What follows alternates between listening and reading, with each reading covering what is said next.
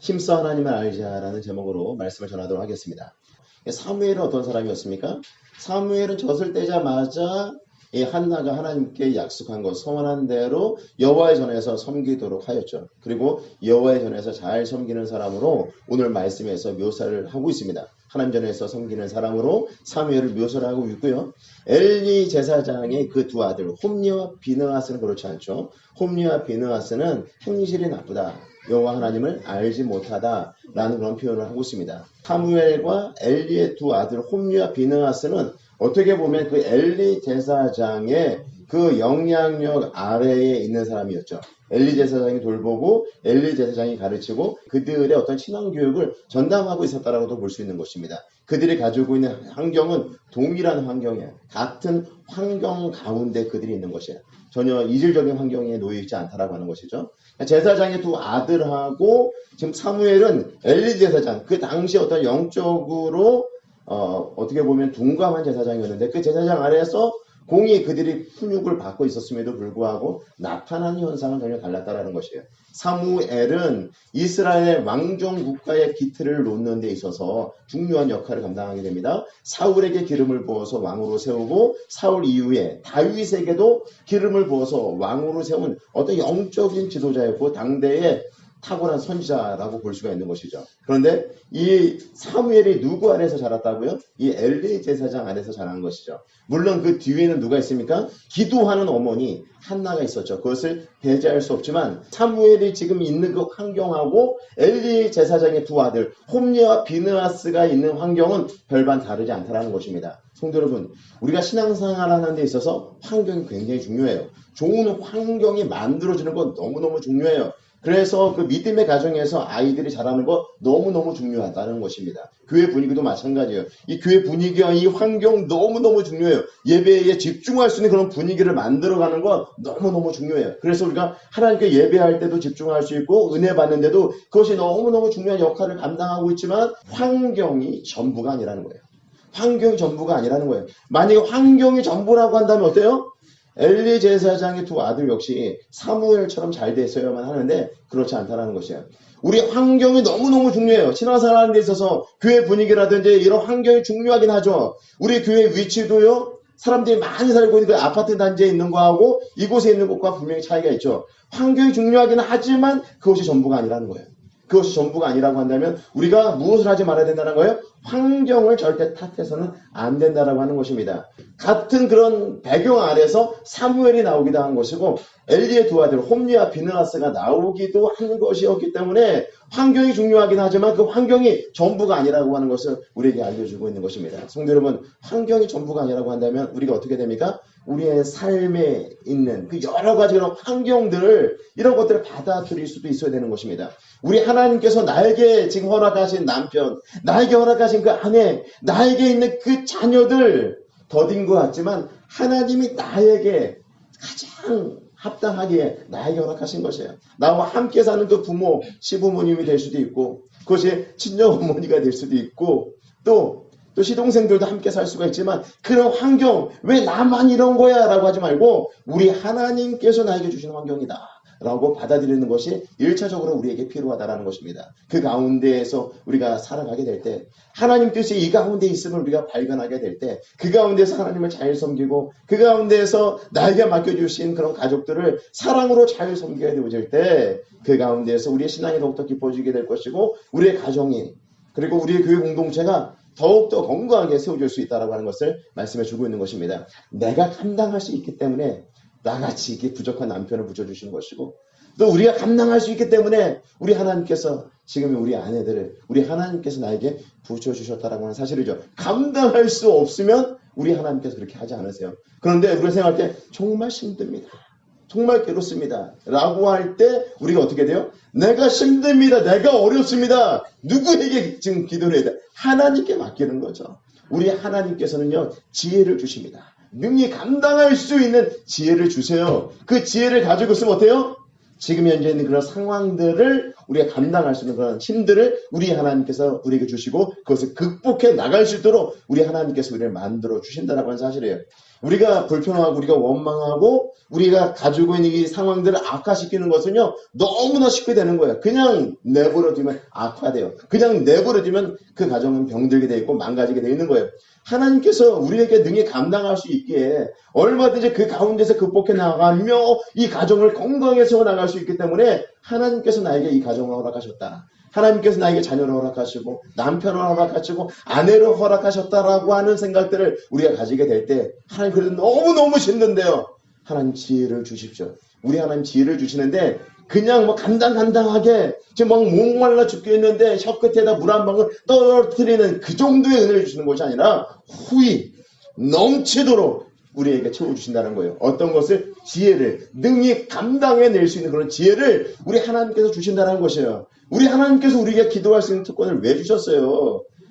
우리에게 기도할 수 있는 특권을 왜 주셨어요? 하나님의 자녀들에게 이런 삶을 살아가면서 크고 작은 인생에 문제가 있을 때마다 하나님께 기도하라고 그 특권을 주셨는데 우린 그 특권을 잘 발휘하지 못하고 삶을 살아갈 때가 많다는 것이에요. 환경을 바라보면서 낙심하는 것이 아니라 그 어려운 환경 가운데에서도 그 환경을 탓하지 아니하고 환경이 전부가 아니다라는 사실을 기억하고 그 환경 또한 우리 하나님께서 나에게 허락하셨다라고 하는 사실을 기억하시고 그 인생의 문제를 가지고 하나님 앞에 간절히 가지고 나가게 될 때 우리 하나님께서 우리에게 무엇을 주신다? 그것을 능히 감당할 지혜를 주신다.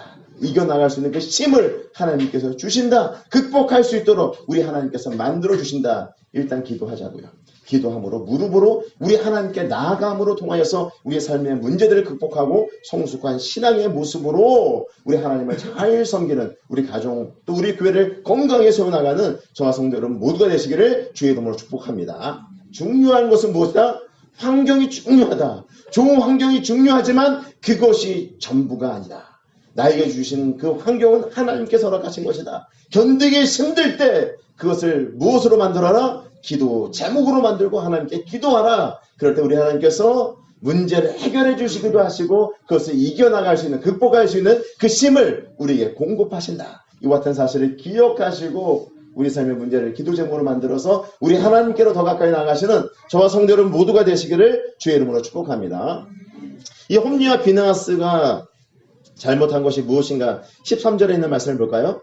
그 제사장들이 백성에게 행하는 관습은 이러하니 그 제사장은 홈리와 비느하스를 말하는 것입니다. 백성에게 행하는 관습이라고 하는 것은 습관을 말하고 있어요. 그러니까 습관적으로 반복적으로 이와 같은 일들을 하였다라는 것이에요. 그러니까 무엇을 하였는가를 계속해서 보게 되면 곧 어떤 사람이 제사를 드리고 그 고기를 삶을 때에 제사장의 사환이 손에 3살 갈고리를 가지고 와서 그곳으로 냄비에나 솥에나 큰 솥에나 가마에 찔러 넣어 갈고리에 걸려 나오는 것은 제사장이 자기 것으로 가지되 실로에서 그곳에 온 모든 이스라엘 사람에게 이같이 할 뿐 아니라 15절에 볼까요? 기름을 태우기 전에도 제사장의 사환이 와서 제사 드린 사람에게 이르기를 제사장에게 구워드릴 고기를 내라. 그가 내게 삶은 고기를 원하지 아니하고 나의 것을 원하신다 하다가 그러니까 뭘 얘기하고 있어요? 제사장이라고 한다면 하나님께서 원하시는 것, 우리 하나님께서 기뻐하시는 것에 대해서 정확하게 알고 있는 사람이에요. 지식적으로는 정확하게 알고 있고 그것을 반드시 지켜 행해야 될 자들이 바로 이 제사장이죠. 예배 드리는 것도 잘 알고 찬양도 많이 알고 성경 말씀도 많이 하는 사람이 바로 이 제사장 아니겠습니까?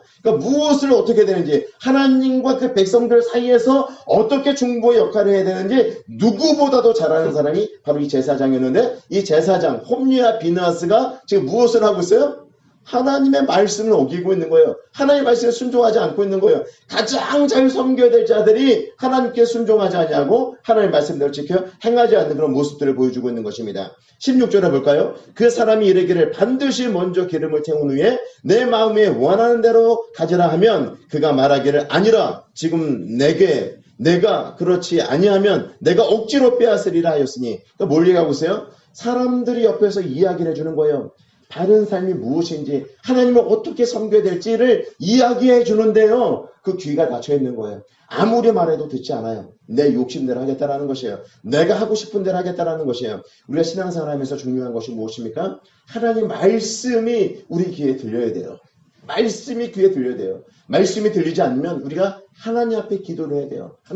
하나님의 말씀이 들려지게 하여 주시옵소서. 그 말씀이 들려짐으로 통하여서 은혜 받게 하여 주시옵소서. 말씀이 우리 안에 새겨짐으로 통하여서 우리의 모든 그런 죄악된 습관들이 내려놓게 되어지고 하나님의 말씀이 우리 안에 새겨짐으로 그 말씀에 순종하는 그런 삶을 살아갈 수 있도록 해달라고 우리가 하나님 앞에 기도를 해야 돼요. 말씀이 들려지지 않으면 안 돼요.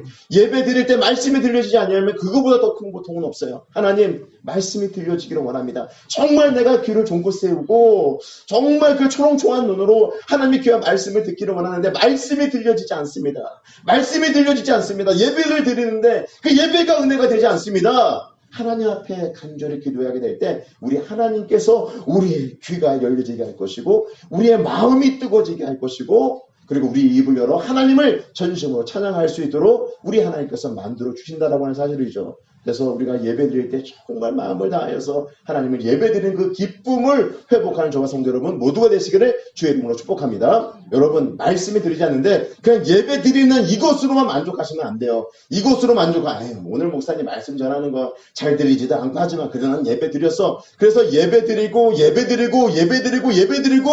은혜 없이 하나님의 임재를 경험하지 못하고 하나님과 인격적인 만남을 경험하지 못하고 예배 드리는 것이 우리 몸에 배버리면 우리 몸은 어떻게 돼요? 화석처럼 굳어져 버려요. 화석처럼 굳어져 버리면은 하나님 말씀이 들리지 않아도 난 예배 드렸으니까 하나님 말씀이 들리지 않아도 난 이 시간 기도했으니까 회개 기도했으니까 하나님과 인격적인 교류와 교감이 없어도 그냥 그것으로 끝나버리는 거예요. 그것으로 만족해버리면서 10년, 20년, 30년 시간 살아보면 어떤 생각을 갖고 있냐면 나도 한때는 은혜 받았는데 그 은혜가 뭐 평생 가는 거야?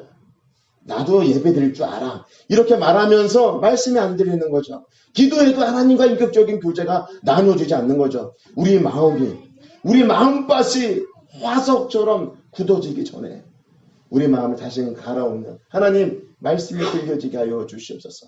하나님 말씀을 우리 마음에 새기게 하여 주시옵소서. 그런 하나님 앞에 기도를 하게 될 때 우리 하나님께서 우리의 마음에 그 굳어진 단단해진 마음들이 부드러워진 그런 오토로 우리 하나님께서 만들어 주신 줄로 믿습니다. 그렇게 하지 아니할 때 이 엘리 제사장들이 하는 것과 똑같이 해요. 하나님을 예배드리는 가장 잘하는 그들이 지금 뭐라고 했어요? 하나님 말씀이 들리지 않냐니까 계속해서 그들이 범죄하는 거죠. 잘못을 하는데도 하나님께서 직접 그들을 치리하지 않냐니까 그들을 예리치지 않냐니까 그들은 어떻게 해요? 계속해서 반복적으로 은혜 없는 그런 생활, 제사를 드리며 예배를 드리면서 감격이 없는데도 계속해서 그 죄악 가운데 있는 그 엘리 제사장의 두 아들의 모습을 그대로 보여주고 있는 것입니다. 심지어 아버지가 얘기해도 듣지 않아요. 우리가 읽지는 않았지만 25절 하반절에 있는 말씀을 보게 되면 그 아들이 잘못을 하게 되고 악행을 계속해서 하게 되고 그들이 하는 그 악행을 다른 사람들의 모든 이스라엘 백성들이 듣게 됨으로 인하여서 그의 아버지가 그 아들들에게 이야기를 합니다. 그들이 자기 아버지의 말을 듣지 아니하니 이는 여호와께서 그들을 죽이기로 뜻하였습니다. 아버지의 말도 듣지 않아요. 사람들의 말 격려하고 위로하고 세우고 정말 그 신앙에 바로 세워줘야 된다라고 하는 그렇게 삶을 살아가면 안 된다라고 하는 그런 어떤 영적인 어떤 지도자들의 말도 듣지 않을 뿐만 아니라 심지어 아버지의 말까지도 듣지 않는 그 지경에 이르게 되었다라고 하는 것이죠. 그들의 마음이 단단하게 굳어지게 되었다. 그렇게 말씀을 하고 있는 것입니다. 성도 여러분, 우리 마음이 굳어지지 아니하도록 늘 기도해야 돼요. 저는 목회자 같은 경우가 이 마음이 굳어지기가 참 쉬워요. 그래서 어떤 집회 때라든지 그 집회의 어떤 말씀을 듣게 될 때 저렇게 해석해도 되는가? 저렇게 그 자리에서 말을 해야 되는가? 뭐 다른 또 저희가 있지는 않는가? 뭐 이런 식으로 생각하면서 은혜를 다 잃어버려요. 저 말씀 너무 좋다. 내가 적절할 때 인용을 해야지. 하나님의 말씀을 가지고 내가 은혜를 받아야 되는데 성도들에게 은혜를 끼치려고 나는 은혜를 받지 못하고 성도들에게 은혜를 끼치려고 말씀을 이익의 재료로 사용하여서 준비하고 있는 저의 모습들을 발견할 때가 있다는 것이에요. 저 자신이 먼저 그 말씀을 듣고 내가 먼저 은혜를 받고 내가 먼저 감동이 되고 내가 먼저 성령 충만하여서 내 안에서 녹아내려진 그 말씀을 성도들에게 먹여야 되는데 그렇지 못한 저의 모습도 제가 발견하게 된다고 하는 것이죠. 성도 여러분, 하나님의 말씀을 통해서 은혜를 받고 있습니까? 그 말씀이 우리 심령을 지금 변화시키고 있습니까? 그리고 그 말씀을 통하여서 은혜 받고 하나님의 임재를 경험하고 하나님과 그런 친밀한 교제를 나누고 있습니까? 그런 시간들이 우리에게 있은 지 오래되었다고 한다면 하나님의 말씀이 들리는 그 귀와 마음이 될 수 있도록 하나님 앞에 간절히 기도하셔서 다시 옥토가 되어서 생명의 말씀을 갓난아이가 신령한 젖 하나님의 말씀을 먹고 무럭무럭 자라는 것처럼 여러분들의 신앙도 하나님의 말씀을 통해서 일치월장 성장할 수 있는 놀라운 은혜가 우리 성도 여러분들에게 있기를 주의 이름으로 축복합니다. 듣는 귀가 생길 수 있도록 마음에 새겨질 수 있도록 하나님 이 말씀이 우리 마음에 잘 새겨질 수 있도록 해달라고 간절히 기도하는 마음으로 생명의 말씀, 하나님의 말씀을 듣는 저와 성도 여러분 모두가 되시기를 주의 이름으로 축복합니다. 그러니까 이들이 이렇게 행동한 이유들을 또 보게 되면 17절에 있는 말씀을 보시게 되면 이 소년들의 죄가 여호와 앞에 심히 크면 그들이 여호와의 제사를 멸시함이었더라. 제사 자체, 제사를 오늘날로 이야기하자면 예배라고 얘기했죠. 예배 자체를 멸시했다는 거예요. 그러니까 예배에 대해서 정확하게 알고 하나님께서 기뻐하시는 예배가 무엇인지를 알고 있는 대제사장 엘리의 두 아들 홈리와 비느하스, 예배에 대해서 누군가가 지도하고 설명하려고 하면 오히려 내가 이 부분의 전문가라고 얘기할 수 있을 정도의 어떤 식견을 가지고 있었던 엘리 제사장의 두 아들, 이 두 아들 대신 무엇을 하고 있는 것이에요? 하나님께 제사 드리는 것을 멸시하였다. 그건 누구를 멸시한 거예요? 경배, 예배의 대상인 하나님을 멸시했다는 거죠. 하나님을 멸시한 거죠. 이들이 하나님을 멸시한 이유가 무엇이에요? 이들이 일련의 행동, 이 악한 행동을 이렇게 할 수밖에 없었던 그 이유가 무엇인가? 우리가 12절에 있는 말씀을 같이 한 목소리를 읽도록 하겠습니다. 같이 읽겠습니다. 시작. 엘리의 아들들은 행실이 나빠 여호와를 알지 못하더라. 예, 12절 말씀을 보게 되면 엘리의 아들들은 홈리와 비느하스를 말하고 있어요. 그 아들들의 행실이 나쁘다는 거예요. 행실이 나빠 여호와를 알지 못하더라. 행실이 나빠서 여호와를 알지 못하는 거예요? 아니면 여호와를 알지 못하기 때문에 행실이 나쁜 거예요? 예, 여호와를 알지 못하기 때문에 그들이 나쁜 행실로 나타난 거죠. 뭐 앞에 말도 마찬가지예요. 그들의 행실이 나쁜 이유를 알고 보니까 여호와를 알지 못하였구나. 여호와를 알지 못하는 사람들은 행실이 나빠질 수밖에 없어요. 은혜 많이 받으면, 은혜 많이 받고 하나님과 인격적 교감을 가지고 있는 사람은 행실이 나빠질 수 없어요. 왜? 하나님을 면전에 보시고 삶을 살아가기 때문에. 하나님과 그런 친밀한 교제가 있는 사람들은 행실이 나빠질 수가 없어요. 그러면 한번 하나님을 과거에 만난 것을 가지고 우리가 삶을 살아갈 때는 우리 행실이 나빠질 수 있죠. 하나님과 지속적으로 인격적 교감이 이루어지지 않게 되어질 때는 우리가 어떻게 해요? 내 마음대로 살아가는 거죠. 그래서 수련회 가서는 어때요? 수련회 가서는 많이 은혜 받고 하나님 은혜 주시면 감사를 드립니다. 이제 하나님 뜻대로 하나님 말씀대로 살겠습니다. 이렇게 고백하고 다짐하고 우리 삶의 현장으로 돌아와서 살다 보면 또 어때요? 우리가 죄를 범하고 그럼 이 죄를 바로바로 해결하고 하나님과 그런 친밀한 관계를 유지해야 되는데 그런 부분들이 정리가 안 될 때 어떻게 해요? 그 삶이 또 익숙해지는 거죠. 또 하나님과의 그런 친밀한 관계가 깨어지게 될 때는 우리의 나쁜 행실이 나오게 돼 있어요. 나쁜 행실. 예, 그래 우리가 어떻게 해야 돼요? 늘 하나님의 은혜 가운데 삶을 살아가야 된다고 하는 것을 말씀해 주고 있는 것입니다. 하나님을 안다라고 하는 것은 그냥 지식으로 하는 것을 말씀해 주고 있는 것이 아니에요. 제가 성경을 여러분들 성경 대학을 통해서 창세기 1장부터 50장까지 출애굽기 1장부터 40장까지 내용들, 제가 사무엘 상하까지 내용들을 막 정리해서 여러분들에게 오후 예배 때 말씀을 전했는데 그렇게 성경의 박사고 성경에 통달했다고 해서 성경에 이렇게 통달한 사람이라고 해서 저같이 그런 사람이라고 해서 하나님과 어떤 친밀한 관계를 유지하고 있다, 인격적 교감이 잘 이루어지고 있다, 이렇게 생각하는 것은 오판이에요. 아무리 말씀을 많이 알고 아무리 우리가 예배 드리는 그 형식을 잘 알고 어떻게 예배 드리면 하나님께서 기뻐하시는지를 우리가 안다 하더라도 그 예배 가운데 하나님과의 인격적인 그런 교제가 상실하게 될 때는 그것은 하나님을 아는 것이 아니에요. 하나님을 아는 것이 아니에요.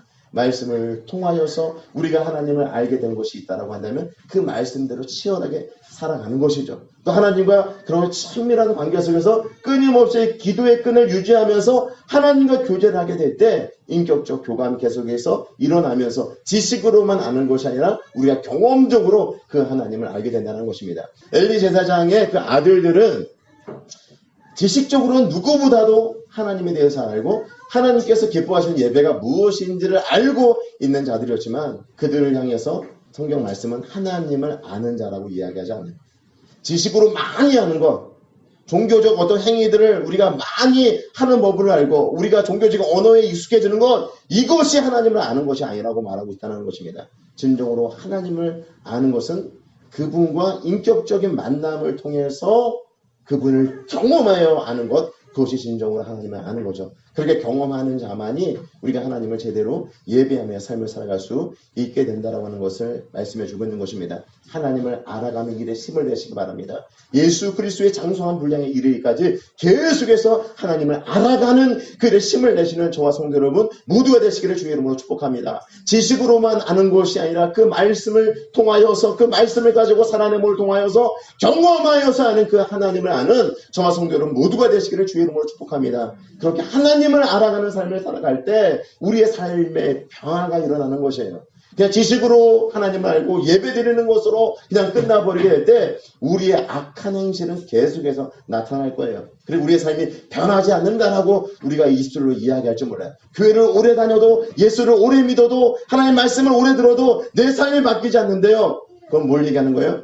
하나님과 인격적 만남, 하나님과 인격적 교감이 이루어지지 않고 있다고 하는 것을 말씀해 주고 있는 것입니다. 예배를 통해서 풍성한 은혜를 받고 그 예배의 그 감격 속에 빠져드는 자가 어떻게 그 삶의 행실이 엉망일 수가 있겠느냐고요. 우리의 지식으로만 아는 것이 아니라 우리의 정말 전인격이 우리 하나님을 알아가고 우리 하나님을 경험하는 복된 삶을 살아가시는 저와 성도 여러분 모두가 되시기를 주의 이름으로 축복합니다. 우리는 무엇인가에 영향을 받는 존재라고 제가 여러분들에게 말씀을 드렸잖아요. 무엇인가에 끊임없이 영향을 받아요. 그렇죠. 그 TV 같은 데 보면 부동산 집값이 오르고 집값이 떨어지면 우리 집값은 어떻게 될 것인가, 이런 데는 아주 귀를 종긋 세우고 집을 팔아야 될 것인가, 집을 계속해서 유지해야 될 것인가, 이런 것들 우리 가지고 있잖아요. 주식을 투자하는 사람들 그 주식 값에 오르락 내려가는 것 때문에 마음 졸이면서 그것을 계속해서 경제를 주시하고 있잖아요. 저는 뭐 그런 건 없어요. 주식도 없고 집도 없는 사람이니까 전혀 그런 부분에 관심이 없지만 이렇게 세상에 돌아가는 그 소식들에 대해서는 우리가 귀를 쫑긋 세우고 거기에 민감하게 반응하는데 우리는 하나님의 말씀에 대해서는 어떻게 반응하고 삶을 살아가고 있는가를 점검해 보시기 바랍니다. 하나님을 알아가는 그 지식에서 자라나가는 그런 삶을 살아가고 있는가, 우리 한번 살펴봤으면 좋겠어요. 이스라엘 백성들이 망한 이유가 뭐예요? 호세아 선지자가 이야기를 하잖아요. 여호와를 아는 지식이 없으므로 그들이 망하는도다. 하나님을 아는 지식, 그들은요 하나님을 알지 못하는 자들이 아니었어요. 스스로가 선민이라고 생각했었고 그런 절기를 따라 하나님 앞에 예배를 드리는 자들이었고 오늘날 우리가 이렇게 주의를 철저하게 지키는 것처럼 철저하게 지키는 자들이었어요. 그럼에도 불구하고 여호와를 아는 지식이 없어서 너희들이 망하는도다.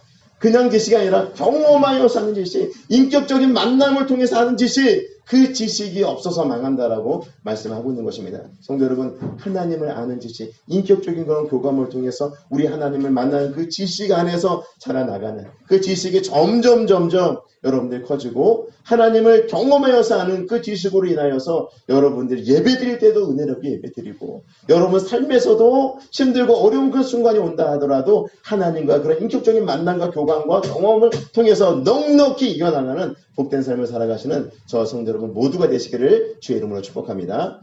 우리가 하나님을 알아가는 이 지식 가운데서 우리가 살아가게 되어질 때 환경의 지배를 받지 아니하고 하나님의 자녀로서 승리하는 삶을 살아가게 되는 줄을 믿습니다. 말씀을 통해서 우리가 경험한 그 하나님을 붙잡고 의지하고 세상에 나가서도 승리하며 삶을 살아가시는 저와 성도 여러분 모두가 되시기를 주의 이름으로 축복합니다.